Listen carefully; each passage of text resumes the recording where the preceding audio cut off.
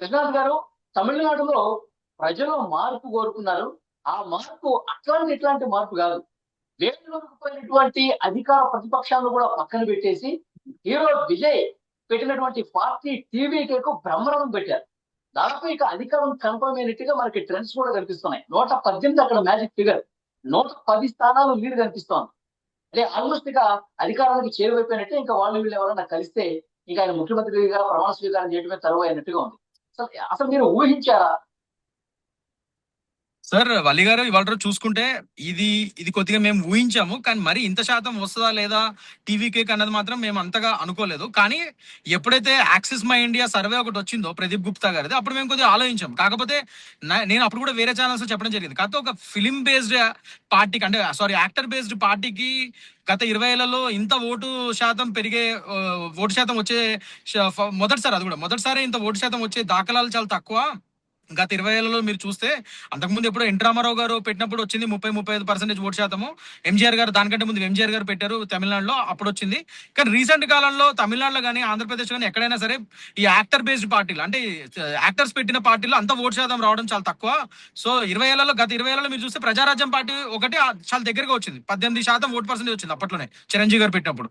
So అదే last. దాని తర్వాత అంటే ఫస్ట్ టైం ఎలక్షన్స్కి వెళ్ళినప్పుడు నేను చెప్పేది. దాని తర్వాత పవన్ కళ్యాణ్ గారు ఒక నిర్దిష్టమైన 10-15 ఏళ్ల కృషితో ఆయన ఇవాళ రోజు సాధించుకున్నారు. ఇంత ఓటు పర్సెంటేజ్ సాధించగలిగారు. 21 సీట్స్ గెలిచారు నుంచిన చోట్ల.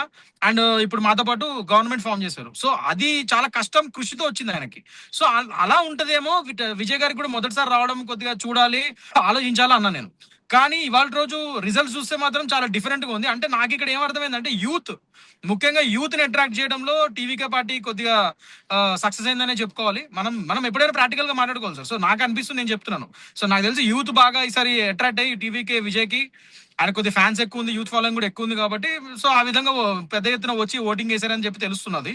But at the same time మీరు చూస్తే ఏఐడిఎంకే అండ్ బీజేపీ అలయన్స్ కూడా మాకు ఆన్ పార్ మంచిగానే వస్తున్నాయి మాకు సీట్లు. మీరు చూస్తే మేమేమి డిఎంకేతో పోలిస్తే మేము ఇంకా లీడింగ్ లో ఉన్నాం, ఫ్రాంక్ చెప్పాలంటే. అవునా? ఇప్పుడు ఎగ్జాక్ట్లీ ఇప్పుడు ట్రెండ్స్ ప్రకారం అయితే మేము డిఎంకే, అక్కడ రూలింగ్ గవర్నమెంట్ డిఎంకేతో పోలిస్తే ఏఐడిఎంకే అండ్ బీజేపీ మాత్రం చాలా మేము లీడింగ్ లోనే ఉన్నాం. సో ఈ లెక్కన విజయ్ గారు రావడం వల్ల మాకు ఇది కొద్దిగా డివైడ్ అయ్యి ఇదంతా ఇదైంది. కానీ ఒకవేళ విజయ్ గారు కనుక, just I'm telling you, Vijay గారు కనుక పార్టీ పెట్టకపోయి ఉంటే మాత్రం ఖచ్చితంగా ఈసారి ఏఐడిఎంకే బీజేపీ ఎన్డీఏ గవర్నమెంట్ అక్కడ వచ్చేది తమిళనాడులో, అందులో ఎటువంటి డౌట్ లేదు. ఈ ట్రెండ్స్ చెప్తున్నాయి. విజయ్ గారు రావడం వల్ల కొద్దిగా యూత్ అట్రాక్ట్ అయ్యి కొద్దిగా అక్కడ వేయడం వల్ల కొద్దిగా ఎక్కువ అధికారానికి కొద్దిగా దూరంలో ఉన్నారు సార్ విజయ్ గారు. అధికారానికి కొంచెం దూరంలో ఆగిపోయిన ట్రెండ్స్ ప్రస్తుతం కనిపిస్తా ఉన్నాయి. 118 రావాలి, 110, 108 ఆ రేంజ్ లో ఉన్నాయి. ఇంకొక 10-12 స్థానాలు అవసరం పడితే ఏంటి భారతీయ జనతా పార్టీ, అన్నాడీఎంకే ఆయనకైనా సపోర్ట్ చేసే అవకాశం ఉందా? ఏంటి ఢిల్లీలో ఎలాంటి చర్చలు జరుగుతున్నాయి? అంటే ఇప్పుడు మామూలుగా మ్యాజిక్ ఫిగర్ వచ్చి తమిళనాడులో 118 సార్. 118కి మ్యాజిక్ ఫిగర్ అక్కడ గవర్నమెంట్ ఫామ్ చేయొచ్చు. సో మీరు చెప్పినట్టుగా ఒకవేళ విజయ్ గారు కనుక అది రీచ్ కాగలేకపోతే, కొన్ని సీట్స్ తేడాతో ఒకవేళ కాలేకపోతే, ఖచ్చితంగా నన్ను అడిగితే ఆయన ఏఐడిఎంకే బీజేపీతోనే, మా యొక్క ఎన్డీఏ గవర్నమెంట్ తోనే కలిస్తే అక్కడ గవర్నమెంట్ ఫామ్ చేయడంలో ఒక మీనింగ్ ఉండే, నైతికంగా గెలిచినట్టు అప్పుడే. లేకపోతే మీరు పెట్టిందే పార్టీ డిఎంకేకి అగేన్స్ట్ గా, అక్కడ రూలింగ్ గవర్నమెంట్ కి అగేన్స్ట్ గా మీరు పార్టీ పెట్టారు. దానికి అగేన్స్ట్ గా పోటీ చేసి ఇవాళ రోజు కొద్దిగా సీట్స్ గెలుస్తున్నారు. మరి అలాంటప్పుడు ఇవాళ రోజు మ్యాజిక్ ఫిగర్ ఒకవేళ మీరు ఏదైనా కారణాల వల్ల రీచ్ కాకపోతే మళ్ళీ అదే డిఎంకేతో పొత్తు పెట్టుకోవడం అనేది ఇంకా మీనింగ్ లెస్. అంటే మీరు మిమ్మల్ని నమ్ముకున్న జనాల్ని మీరు మోసం చేసినట్టు అవుతుంది అప్పుడు. సో డెఫినెట్ గా ఆయనే ఏఐడిఎంకే అండ్ బీజేపీ యొక్క పొత్తు కోడతారేమో. ఒకవేళ మ్యాజిక్ ఫిగర్ చేరకపోతే ఖచ్చితంగా ఆయనే మా దగ్గరకు వచ్చి మా యొక్క పొత్తు కోడతారేమో అని చెప్పి నేను అనుకుంటున్నాను. అలా వచ్చినప్పుడు డెఫినెట్ గా మా పార్టీ అధిష్టానం నిర్ణయించి అధికార డిఎంకేకి తర్వాత ప్రతిపక్ష పార్టీలకి సమదూరంలో ఉంటాను, అందుకే నేను సింగిల్ గా పోటీ చేస్తున్నాను, నా ఐడియాలజీ వేరు, వీళ్ళతో వంతన కుదరదు, పొత్తు కుదరదు అని కూడా కరాఖండిగా చెప్పారు. సార్ అంటే ఐడియాలజీ కరెక్టే 100%. ఇప్పుడు అందరికి ఏ పార్టీ ఆ పార్టీకి ఐడియాలజీ ఉంటుంది. ముఖ్యంగా మా భారతీయ జనతా పార్టీకి ఐడియాలజీ అనేది clear cut, nation first, party next, దాని తర్వాత సెల్ఫ్ లాస్ట్. ఆ జనరల్లీ అంత గొప్ప ఐడియాలజీ ఉన్న పార్టీలు దేశంలో తక్కువే, మా బీజేపీ పార్టీ తప్ప. సో అందరికి మా ఐడియాలజీ ఉంటుందని నేను అనుకోను. కాకపోతే అట్లీస్ట్ మాకు ఉన్న కొన్ని డెవలప్మెంట్ ఆలోచనలు కానీ, పాలసీల ప్రకారంగా కానీ కొద్దిగా ఆలోచనలు కలిస్తే అలాంటి వాళ్ళతో మేము అలయన్స్కి వెళ్తాం. ఇండియా గవర్నమెంట్ అంటే అదే కదా, అలాంటి మాతో కలవాలి వాళ్ళు. అంటే మా యొక్క గవర్నెన్స్ పాలసీతో, డెవలప్మెంట్ పాలసీ పార్టీతో వాటితో కలిసిన పార్టీస్తోనే మేము ముందుకెళ్తాం. సో విజయ్కి నిజంగానే తమిళనాడుని డెవలప్ చేద్దాము, ప్రోగ్రెషన్ దిశగా తీసుకెళ్దాము, ఈ కరప్షన్ గవర్నమెంట్ ని నేను మొత్తానికి అణిచివేస్తాన ఉద్దేశంతోనే వచ్చాడు కదా ఆయన. మరి అలాంటప్పుడు అవన్నిటికీ మ్యాచ్ అయ్యే పార్టీ మా బీజేపీ పార్టీ అండ్ ఇప్పుడు మాతో పొత్తులోనే ఏడీఎంకే పార్టీ. అండ్ మా బీజేపీ పార్టీ అంటే తెలుసు, సెంట్రల్ గవర్నమెంట్ లో ఇప్పుడు అన్ని రాష్ట్రాల్లోనూ మనం చూసాం, వెస్ట్ బెంగాల్ నుంచి అన్ని చోట్ల మా బీజేపీ ఒక గవర్నెన్స్ ని కోరుకుంటారు. ఎందుకంటే మేము స్థిరమైన గవర్నమెంట్ ఇవ్వగలుగుతాము, స్థిరమైన గవర్నెన్స్ ఇవ్వగలుగుతాము, డెవలప్మెంట్ ఇవ్వగలుగుతాము. అండ్ చాలా సెంట్రల్ లెవెల్లో మనీ ఫండ్స్ ఇచ్చి ఇంకా తమిళనాడుని ఫాస్ట్ గా డెవలప్ చేసే విధంగా కూడా మేము హెల్ప్ చేయగలుగుతాం. సో మాలాంటి పార్టీతో విజయ్ గారు పొత్తు పెట్టుకుంటే అది తమిళనాడు రాష్ట్రానికి లాభం జరుగుతుంది కదా.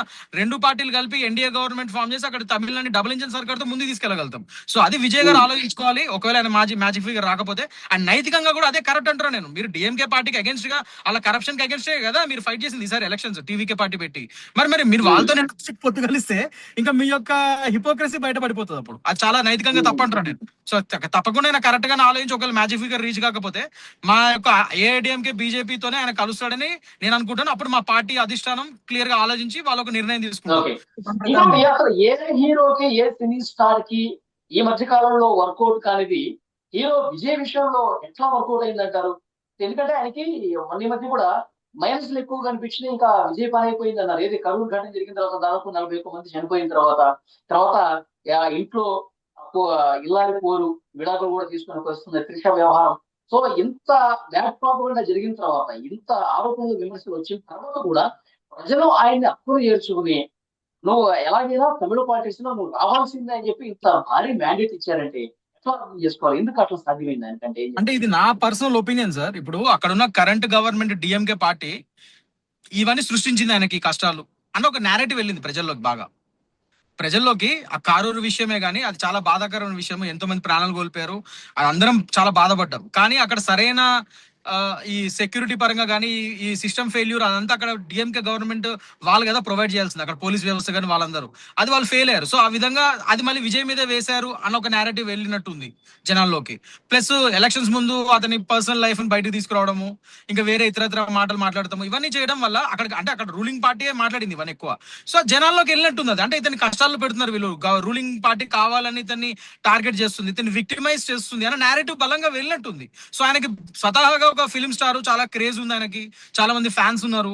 అలాంటప్పుడు మన హీరోని ఎవరైనా బాధ పెడుతుంది అంటే అతను ఒక రియల్ లైఫ్ లో కూడా ఒక ప్రొటోగానిస్ట్ లా కనబడుతుంది మనకి.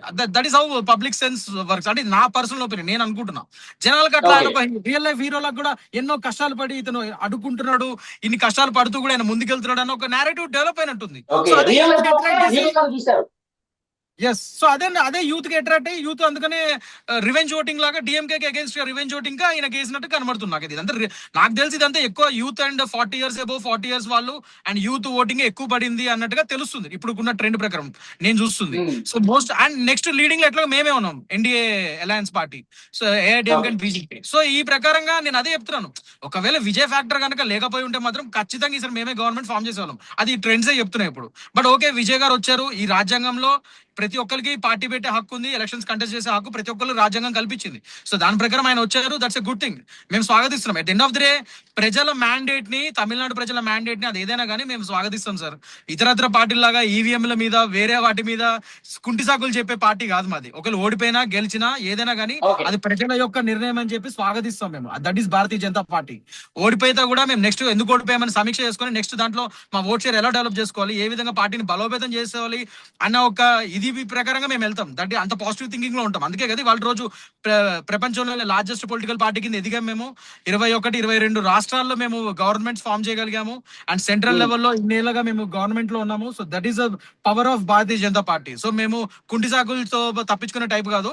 ఒకవేళ ఓడిపోయినా కూడా ఎందుకు ఓడిపోయామని సమీక్ష చేసుకుని నెక్స్ట్ ఎలక్షన్స్ ఇంకా ఇంతగా ధీటుగా ఇంతకంటే ఎక్కువ ఓట్ షేర్ పెంచుకునే దిశగా మేము పనిచేస్తాం. That is only power of Bharatiya Janata party and power of Bharatiya Janata party కార్యకర్త. అది నేను చెప్తాను. చూద్దాం సార్, దాదాపు ఒక 10 స్థానాల వరకు అవసరం పడేటట్టు ఉంది టీవీకేకి. మరి అన్నా డిఎంకే నుంచి వెళ్తారా, లేదంటే భారతీయ జనతా పార్టీ నుంచి వెళ్తారా, లేదంటే ఈ ఎన్డీఏ కూటమి నుంచే ఆయనకి సపోర్ట్ దొరుకుతుందా, ఏం జరగబోతుందో చూద్దాం. దాని గురించి మళ్ళీ ఒకసారి మనం మాట్లాడదాం. Thank you very much. Thank you sir.